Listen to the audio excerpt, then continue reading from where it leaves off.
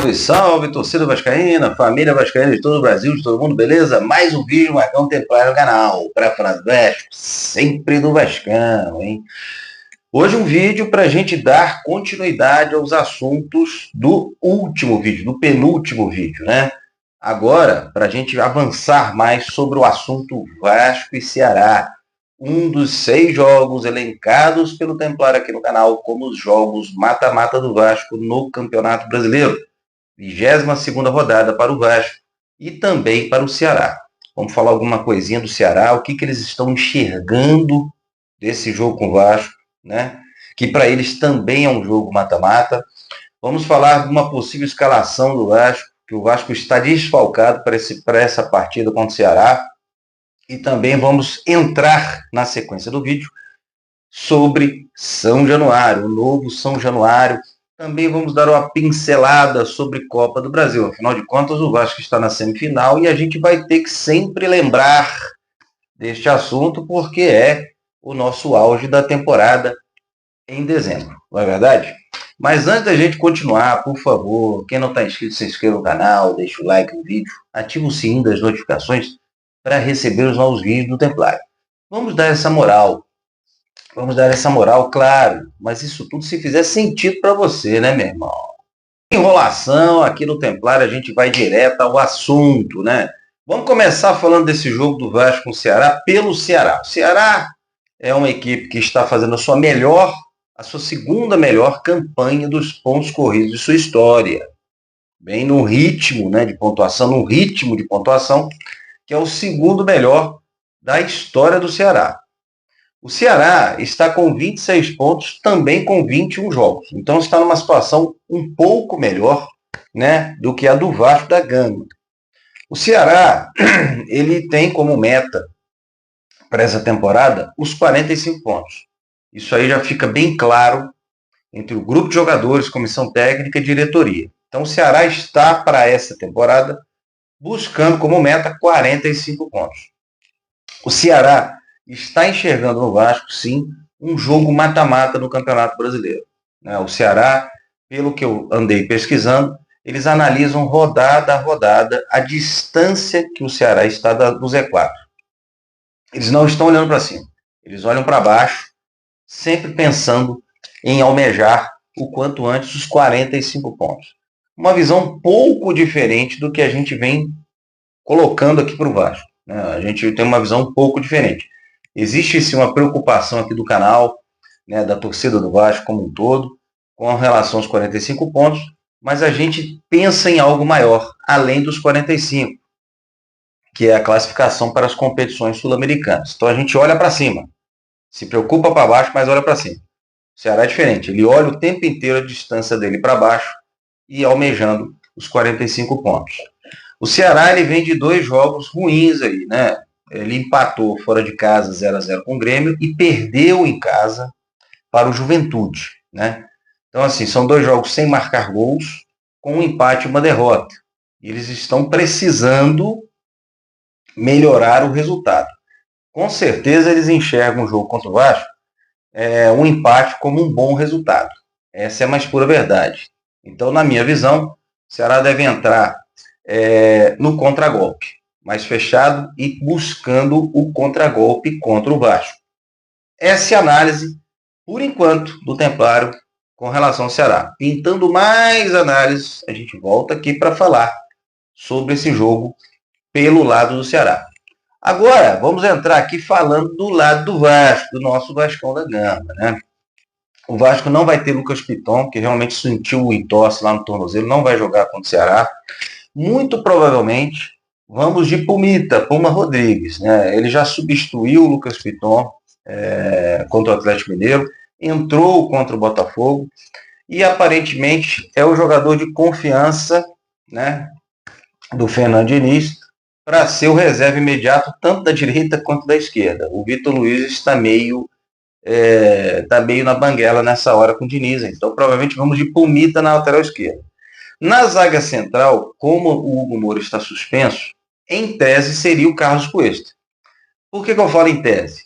Porque ele veio para ser o titular. Foi contratado para ser o titular e o principal zagueiro do Vasco. Só que a gente precisa saber qual que é o momento físico dele, né? Qual que é o momento dele de adaptação ao futebol brasileiro, ao Vasco da Gama. Uma outra opção, que é o que aconteceu contra o Botafogo e entrou muito bem, é o Robert Renan, que mesmo canhoto, atuou pelo lado direito. Então vai ser um dos dois.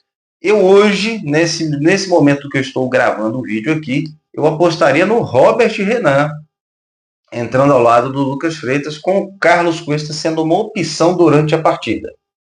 Com uma opção durante a partida. De repente, deslocando o Robert Renan para uma lateral esquerda, depois com o Cuesta entrar, ou o próprio Lucas Freitas, ou até mesmo ficando com 3 zagueiros, né? Então eu acredito agora, nesse momento, que entraria Robert Renan junto com Lucas Freitas na defesa. No meio do campo, Tietê não vai ter condições de jogar, né? Ele sentiu edema na coxa, o Vasco não vai querer ficar insistindo com o Tietê, porque senão ele vai acabar tendo uma contusão mais séria e saindo da temporada. Muito provavelmente, né, conforme aconteceu contra o Botafogo, vamos de Matheus Cocão, ao lado de Cauã Barros. Então o Vasco deve ir com Léo Jardim, PH, Robert Renan ou Cuesta, acho que vai ser o Robert Renan, Lucas Freitas e Pumita. Cocão, Cauã Barros, Coutinho, Ryan, Nuno e Verrete. Pelo que também na coletiva sobre Verrete, o Fernando Diniz eu acho que vai sempre, por enquanto, iniciar os jogos com Verrete, mas não necessariamente vai finalizar os jogos com ele. Então eu acredito que vai ser essa a escalação, né? O Vasco precisa ir para um jogo de abafa, vai estar em casa, com casa cheia, vai ter que mostrar para o adversário, é jogo mata-mata, né? Vai precisar entrar no abafa, entrar apertando e amassando o Ceará, mas tendo essa preocupação defensiva, porque o Ceará vai se preparar para o contragolpe. Essa é a mais pura verdade. O jogo não vai ser fácil. O jogo não vai ser fácil. O grande trunfo dessa partida é o Vasco, pelo menos até os 30 do primeiro tempo, conseguir abrir o marcador. Aí sim, ele vai espalhar o time do Ceará, o Ceará vai ter que sair mais e as coisas podem ficar mais facilitadas para o Vasco. Cada minuto que passar após os 30, sem marcar gols, o jogo pode entrar, né, num cenário perigoso. Essa é a mais pura verdade. Muito ansioso para a gente acompanhar essa partida. São Januário, 47 mil lugares, hein? Dia 15, segunda-feira, é o dia da confirmação das intenções de compra do potencial construtivo do Vasco, né? Nós temos uma empresa especulada com 85% dessa intenção, né? E os outros 15% para uma outra empresa que seria uma empresa construtora, que entrariam numa sociedade aí, né, fazendo esse projeto do Vasco ali de 47 mil lugares, né? Essa ampliação, e pegando um terreno de lambuja aí para explorar na zona leste ou sul do Rio de Janeiro. É isso que está sendo desenhado para o novo São Januário, para esse potencial construtivo de São Januário, né? Os 280 mil metros quadrados que estão fazendo parte desse projeto, deste grande projeto, né? Do maior, talvez, projeto, maior não, com certeza o maior projeto estrutural da história do Vasco da Gama. Muita ansiedade também com relação a isso. É uma semana bombástica, é uma semana de notícias boas, é o que a gente espera. Antes da gente acabar o vídeo aqui, vamos dar aquela pincelada na Copa do Brasil, né?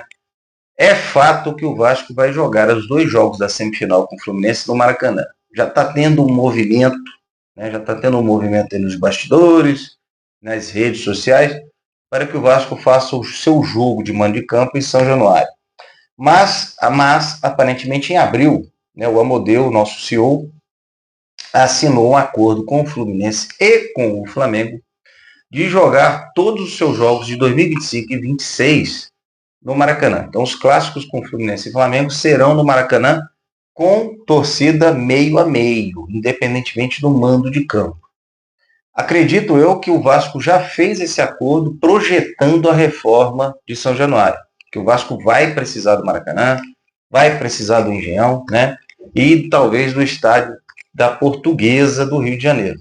Então são as parcerias que o Vasco vai precisar construir para 26, 27 e 28, que serão os anos que o Vasco vai ficar sem São Januário, né?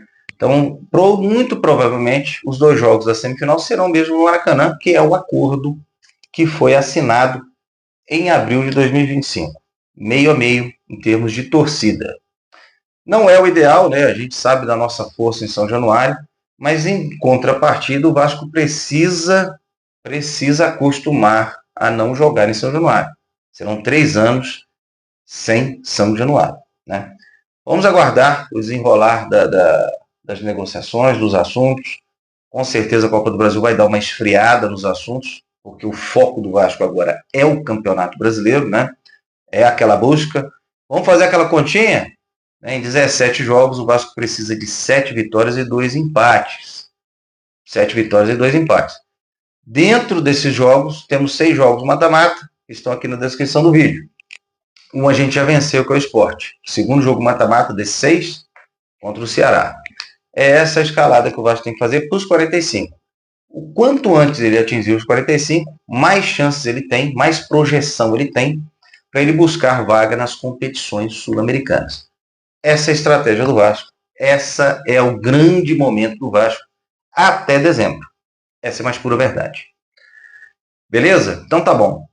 Por hoje é só. Qualquer novidade, principalmente se tivermos notícias do Ceará, a gente volta aqui para falar do nosso adversário, hein? Vamos, Vascão. É jogo mata-mata, a gente precisa vencer. Valeu, forte abraço.